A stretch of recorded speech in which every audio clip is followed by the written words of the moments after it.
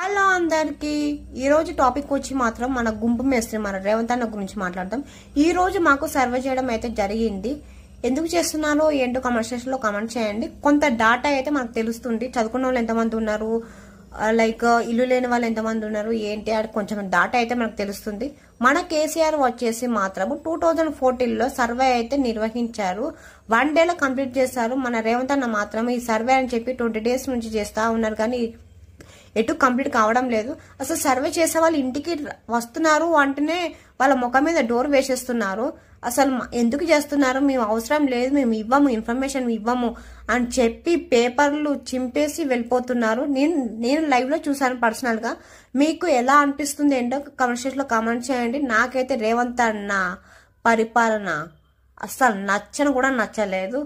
ఏమేమో పథకాలు చేస్తాము, ఇది చేస్తా అది చేస్తా అని చెప్పాడు, కానీ ఇంతవరకు అయితే ఏం చేయలేడు.